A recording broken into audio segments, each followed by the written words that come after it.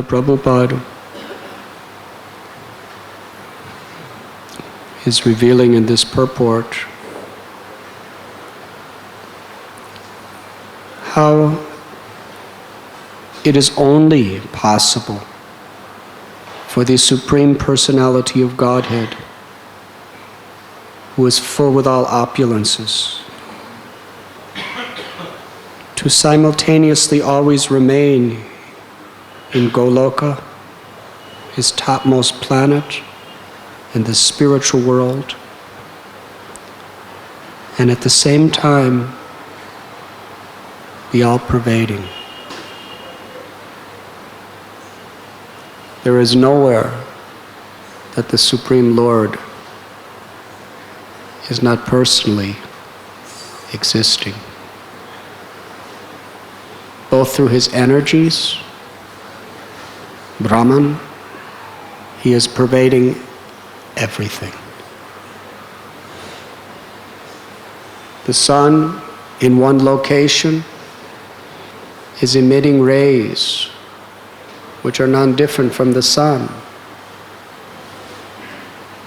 Although the sun has its place semi-permanently within the sky,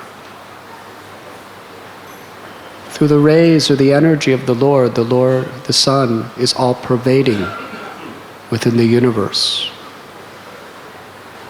In the same way,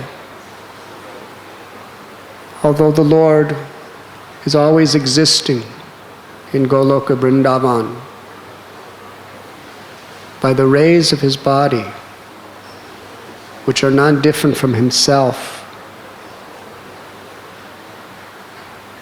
he manifests as Brahman everywhere, all-pervading.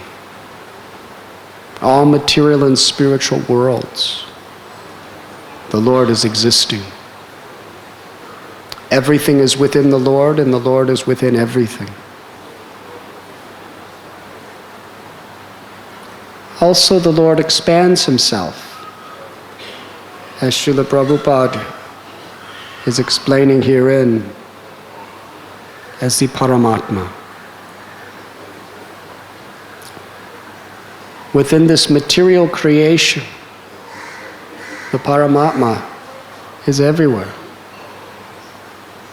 within the heart of every living being. The Paramatma knows every thought, sees every action, hears every word of everyone, always. The Paramatma never sleeps, always alert as the constant witness. For the bacteria, the insects, plant life, the reptiles, the birds, the beasts, all varieties of human beings, demigods, asuras, Paramatma is within the heart. And it is that Paramatma that is directing the wanderings of everyone. Ishvara sarvabhutanam hriddeshir junatishtati. From within the heart. According to our desires, according to our karmas, the Paramatma is directing us forward or backward. We have our free will, and the Lord sees how at every moment we either use properly or misuse that free will.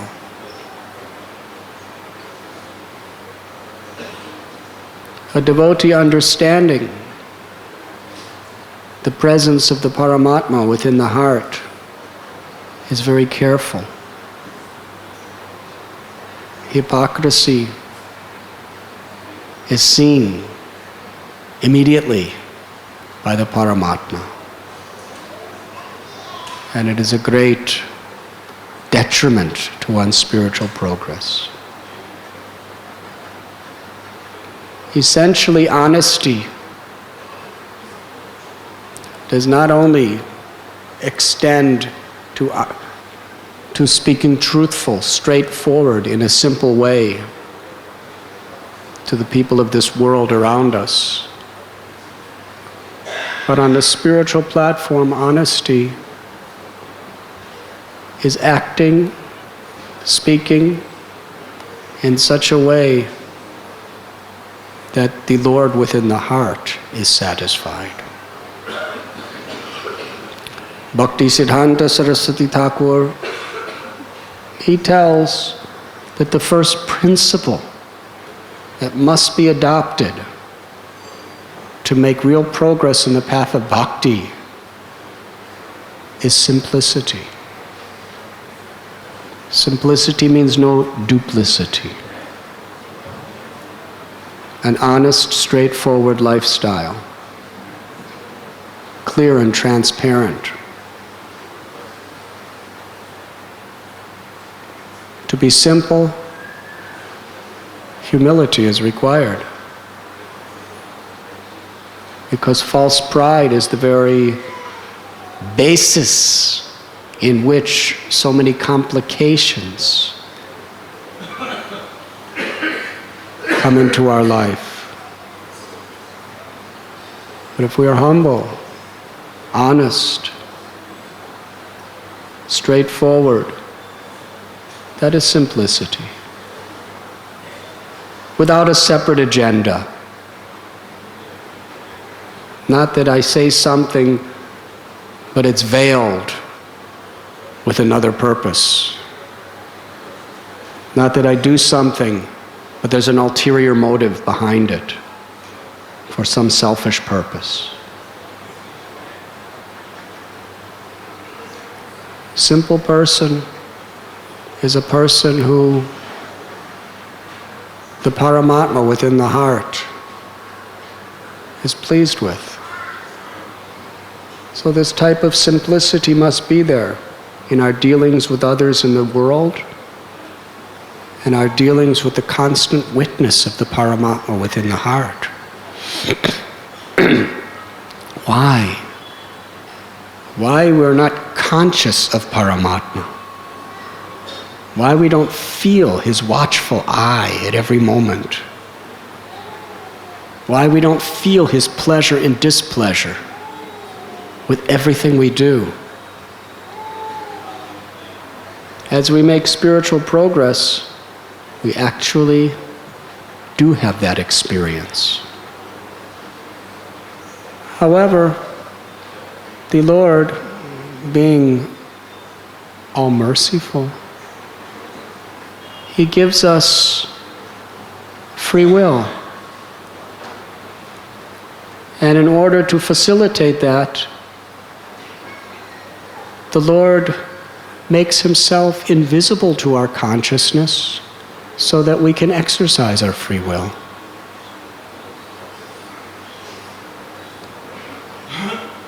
If again and again we defy the direction and the will of the Lord in the heart, then the Lord simply, to facilitate our desire, makes himself invisible.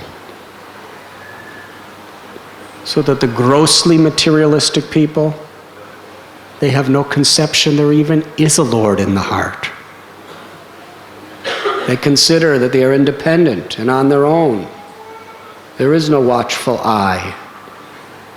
There is no monitoring spiritual agent.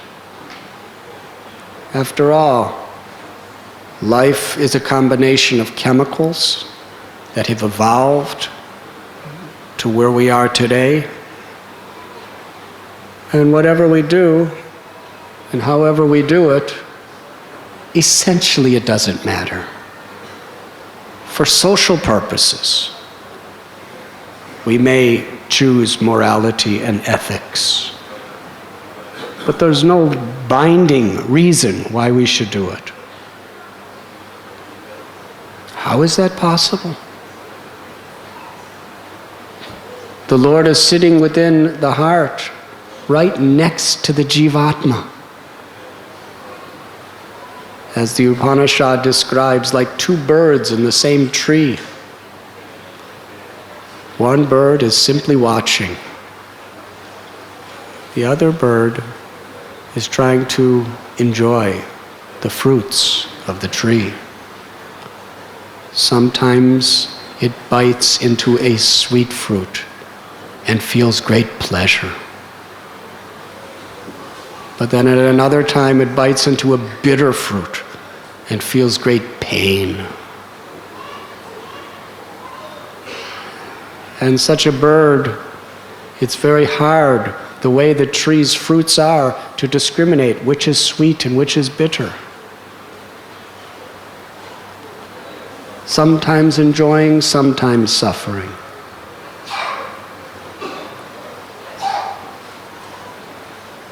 But the other bird is simply watching, waiting for the day when we turn to him.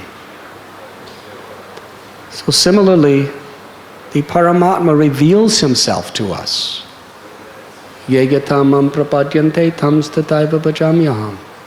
When we actually turn to him. And to the degree we're turning to him, to the degree we're taking shelter of the Lord within the heart, the Lord makes his presence visible. So those who are engaging in irreligious activities, egoistic pursuits, they do not want the Lord to be watching. So the Lord more or less hides himself. Just like one of the demons, Hiranyaksha, Hiranyakashipu, this was their logic. That what could Lord Vishnu do? He's so afraid that he's hiding in the hearts of all living beings. What he can do to you. What he can do to me. So afraid of my prowess that he's gone hiding in the hearts of all living beings. So yes, if the Lord wants to hide, no one could find him. And if the Lord wants to make himself visible, then no one can resist him. Nityo nityanam chaitanas chaitananam eko bahunam yo vidadati kamam. There is one supreme eternal, the absolute truth. And there are infinite eternals. And those infinite eternals are eternally subordinate to the one supreme eternal. That is Krishna. Krishna can be within the heart of every living being and in and between every atom. How many manifestations of Paramatma are in this city of Mumbai? There is no possible number that we could ever fathom. There is no computer that could even come up with such a number that could properly reveal the amount of Paramatmas in this city. What to speak of the country, the world, the universe, the cosmic manifestation. This is the greatness of the Lord. He has practically infinite forms. And they never sleep, they never rest. And each of these Paramatmas is very personal. It's just specifically your Paramatma. So intimate, so personal. Each of us have our own little Paramatma in the heart. And whatever birth we take, that Paramatma just keeps coming with us. Never gives up on us. That's the most amazing thing. Even if we become tyrants, even if we absolutely blaspheme the Lord, blaspheme His devotees, engage in the most nefarious activities that give the greatest displeasure to the Lord, still, He's right there in our heart. He never leaves. That would be eternal condemnation. If the Paramatma thought you're such a wicked, evil person that I leave you forever. But the Lord is so kind. Even if He sends us to the darkest regions of hell to suffer the consequences of our sinful acts, still, our own personal Paramatma is there with us in the heart. Even if due to our sinful acts, we're cast down to a species of bacteria, our loving Father is right there with us, never gives up on us. That is unconditional love. In order for there to be love, there must be free will. But in order for people in this world to eventually make the right choice, the laws of karma have been created. And there are amazingly intensified forms of pleasure and pain that one can enjoy or suffer in this world. The Lord has created them, but we're the ones who make the choice of which to accept. Any one of us could just make the decision to go to a heavenly planet and enjoy like Indra. Or we can make the decision to enter into planets that the 5th canto of Srimad Bhagavatam describe, where there's such pain that a human being with a human body could never survive even a minute of such pain. We would just crack. It's just too much. But there we experience the same thing we would feel here, but we live through it constantly. It's hellish. That's what we really mean by hellish. But that is our free will. The Lord is not sending us there. We're choosing to go there. And He has created the laws that will simply automatically work accordingly. And as the Paramatma, He's supervising it all within the heart. But even though He has created that, still, He never leaves a single living entity. Out of the unlimited living entities who are envious of Him within this cosmic manifestation, never for a moment does the Paramatma ever leave the side of the spirit soul. He's always there.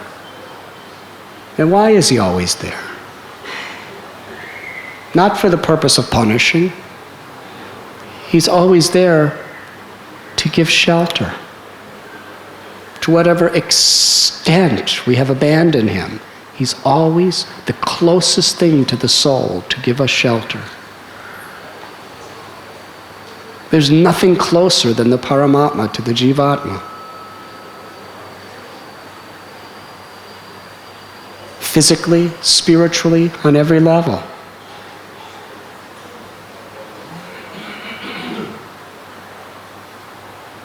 When the soul enters into the body, like a little sun planet, its energy in the form of sunshine, according to the example, takes the form of consciousness. Why every part of the body we can experience? Because there's consciousness flowing there. And that consciousness is the energy of the soul. But the soul is localized in a particular place within our heart. Within this material world, the Upanishads describe it as the size of 1/10,000th that of the tip of a hair. And not only is it so tiny and small, but even if you had a microscope that could see something that small, you still couldn't see it. Because you're looking at it through an eye made out of flesh and blood. But the soul is not constituted of the 8 elements of material existence. Earth, water, fire, air, ether. You can't see the mind. You can see brain waves, but those are just symptoms or manifestations of what's happening. But the mind you can never see with the senses because it's a subtle element. And subtler than the mind is the intelligence. And even subtler is the ego.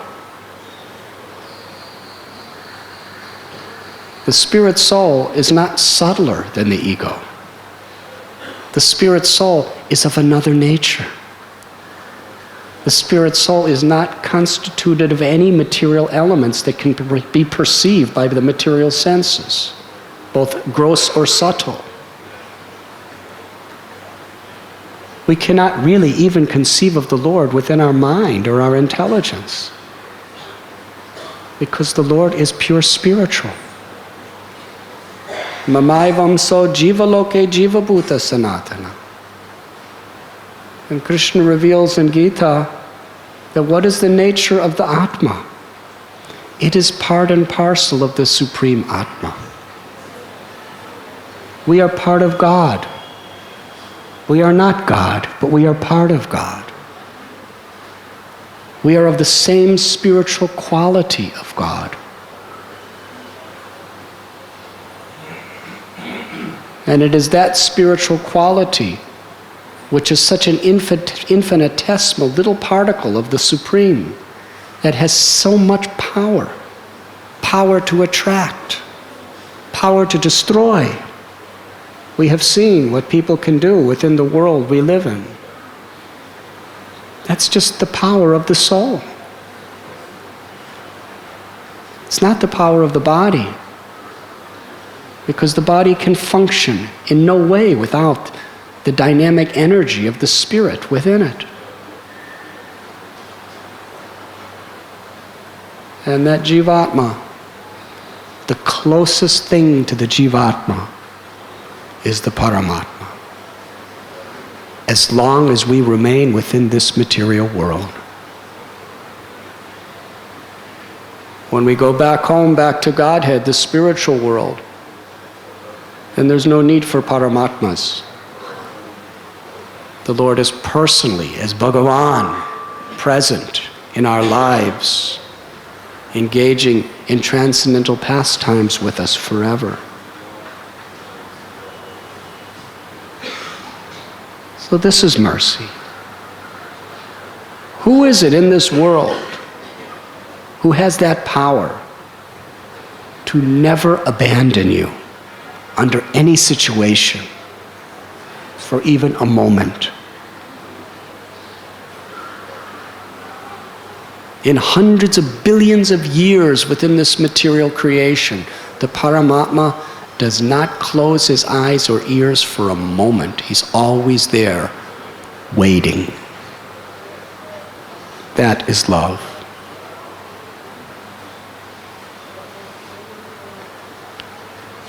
That is all-pervading. So people who have a very poor fund of knowledge of the nature of God, they believe in this misconception that we can become God, or that some earthly being in this world is God. The best we could do is be godly. The best we could do, the ultimate perfection, prema pumarta mahan, is to love God. Lord Chaitanya revealed from the scriptures that beyond even mukti is love of God. Mukti is liberation from material sufferings. And often, in order to attain that state of freedom from sufferings, we temporarily forget our own identity, both material and spiritual, and we simply exist within Brahman. But higher than that is to awaken one's constitutional nature. Nitya Siddha Krishna Prema Sadhya Kabunoi, which is to love Krishna.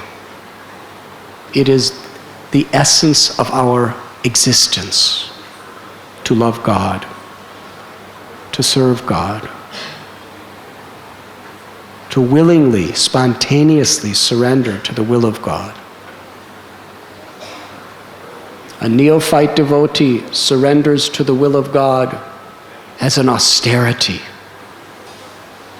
to give up things that we want to do, that we long and crave to do, but we say no, to be obedient to the will of God, to do things that we have no inclination for, in obedience to the will of God. That is a premature level of surrender. But when the heart becomes pure, surrender is the spontaneous nature of our love. There's simply nothing else we could even conceive of doing except what pleases Krishna. Therefore, Lord Shiva told to Parvati, Narayana parasarave nakutashchana bibyate swarga pavarga narakeshu apitulyata darshana. See these pure devotees of Narayan. How pure is their heart? For them, it makes no difference at all whether they're in the flames of hell or in the palaces of heaven, because their only concern is to please the Lord. If they can please the Lord in hell or please the Lord in heaven, makes no difference to them. That is the transcendental position. Srila Prabhupada explains, to become one with God in the perfect state is for our desire to be one with Krishna's desire. Not to lose our identity. The most intimate and sweetest form of oneness is the oneness of love, yoga. When the Jivatma and the Paramatma unite in the ecstatic experience of love.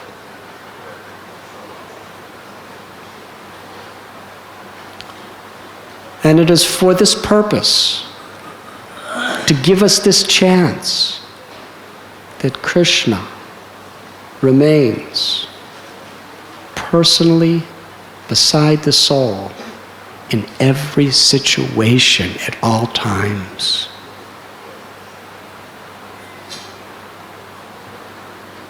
Srila Prabhupada gave an example that for honest people, when they see a policeman, they feel very protected. But for criminals, what is their experience when they see a policeman? They feel fearful.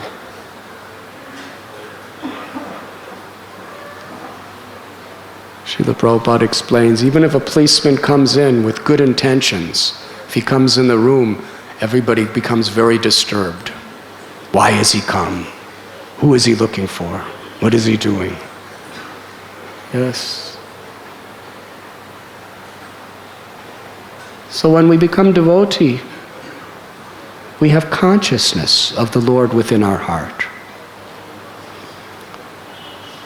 For people who have spent so many lifetimes grossly neglecting the will of the Lord, sarvasya chaham hridisha nivishto matasmitir jnanam apohanam cha. The Lord is the cause of remembrance, knowledge, and forgetfulness. The animal species are not conscious of the Paramatma, although the Paramatma is directing practically everything they do. But they have no consciousness. They're only thinking of enjoying eating, sleeping, mating, and defending, totally immersed in the bodily conception of life. There's no consideration, there's no thought of anything beyond relieving pain and finding pleasure for the body.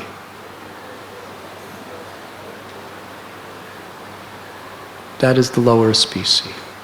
Paramatma is right there, but invisible, hiding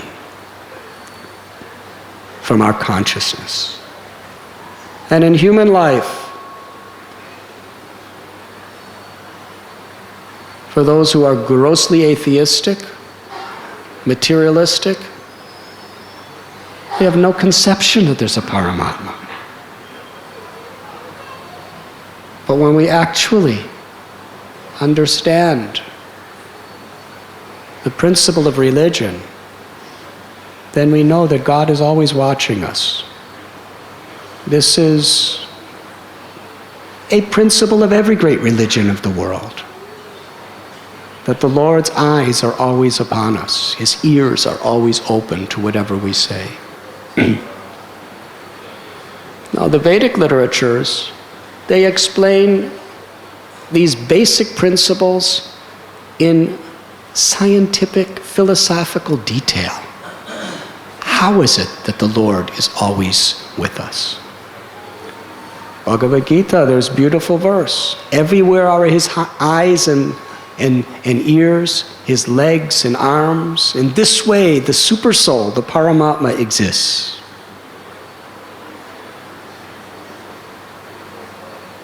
The Lord is seated within the heart of everyone. In this way, Krishna is all-pervading as well. Through his energy of Brahman, everything is within him. He is all-pervading. And through his personal feature of Paramatma, the Paramatma is not just an energy of God. It is God himself personally existing within us. The Paramatma is personal. It's the personality of Godhead in this feature.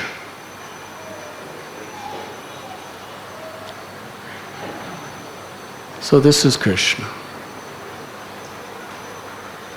Although he is eternally in Goloka Vrindavan, performing his beautiful pastimes, dancing with gopis, playing wonderful games with the gopas, causing anxiety to Mother Yashoda and Nanda Maharaj by his loving pranks. Every cow, every calf, every peacock, every parrot, every tree is intimately thinking that Krishna is always with me.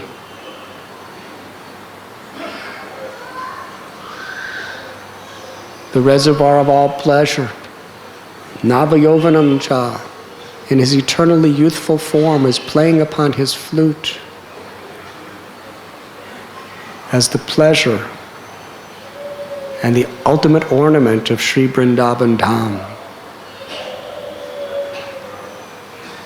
And in Vrindavan, Krishna's Rasaraj, or in Bombay we call him Rasa Bihari. He's simply enjoying. He's the supreme enjoyer.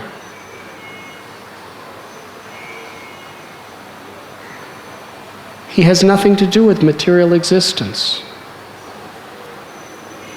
Now, if you're a businessman or a housewife, you may enjoy with your friends, but any moment the phone may ring. Especially now we have these cell phones. And some duty, you're called for some duty somewhere else. And your enjoyment is either disturbed or diverted. Yes? So how is it? Every living being within this material existence is the child of God. Aham bija pratapita. Krishna is the eternal father and mother of every living being. Now, if you're on holiday in Tirupati,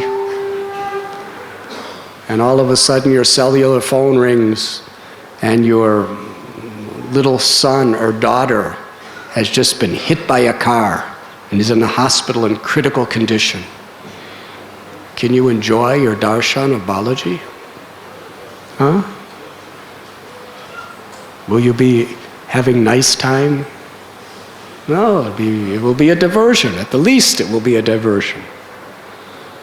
So Krishna's in Goloka Vrindavan.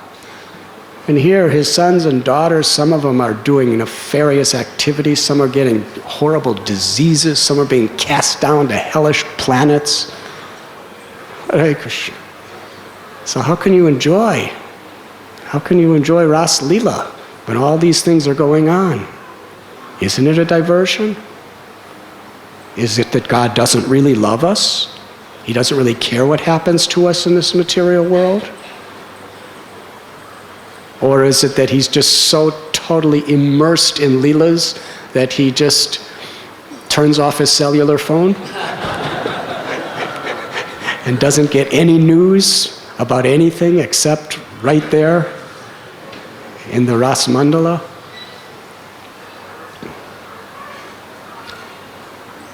The Supreme Personality of Godhead has inconceivable potencies.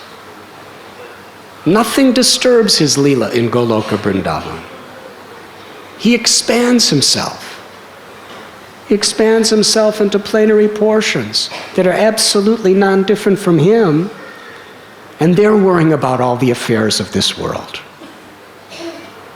Yes? He expands himself as the Paramatma, and he's transcendentally right there to help us in every situation. Meanwhile, in Goloka, Krishna's aloof to all these things. But at the same time, he's not aloof to anything, because the self-same personality is taking other forms to deal with all these situations. That is God. Who can do that? Who could be simultaneously absolutely attentive and feeling pain to see the suffering of others and be enjoying eternally aloof from it all? Have you ever met anyone? Sri Radha Gopinath ki jai. Gopinath is always smiling, playing his flute. And he expands himself in so many ways to perform all the functions of material creation. That's the duty of Karunadakshay Vishnu, Garbhodakshay Vishnu, and essentially Kshirodakshay Vishnu. Kshirodakshay Vishnu is living in Svetadvip, in a planet within each universe, and at the same time, he's within the heart of every living being. As our father, as our mother, watching over us. And is there a difference between Paramatma and Krishna in Goloka? Absolutely no difference. Achintya Beda Beda Tattva. The Paramatma is Krishna, just performing a very merciful, intimately loving function for us. If it wasn't for living entities rebelling against Krishna, he would not be a Paramatma. He would not be a super soul in anyone's heart. It's for our sake. So the more we understand the inconceivable greatness of the Lord, the more we can be aware of His presence. So for a devotee who theoretically understands the Paramatma is within my heart, watching and hearing, tasting and smelling, feeling everything we do, Hare Krishna.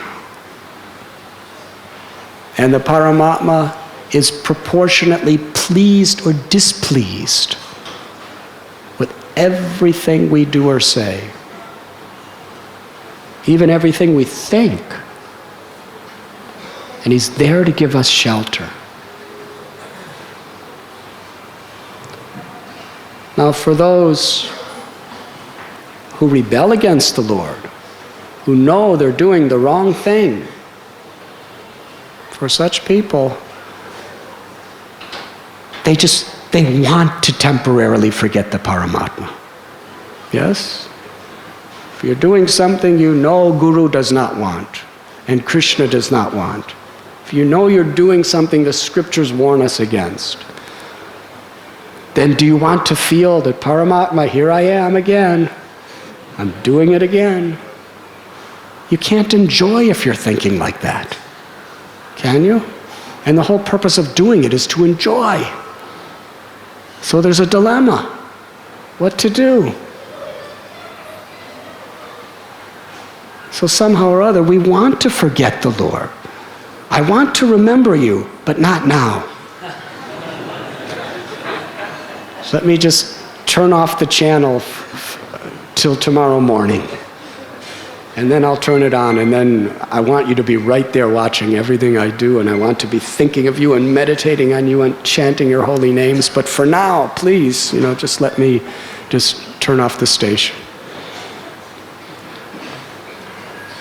Otherwise, how can we enjoy? It's psychotic. Paramatma's watching. I want to love you, I want to remember you, but I'm doing things that you don't want. And you're seeing. And you're frowning on me. Yes? Generally, little children are most naughty when their parents are not watching. Yes? That's why I don't know India as much, but I know in America, where people are traditionally more naughty, in the Western world, unless we really need them for our sense gratification, we don't want our parents anywhere around. We want them to live and be happy, but not where I am. Yes? That's it. Time of marriage. Who lives with their parents in the West? Joint family, that's something that it's practically unheard of, unless you come to India.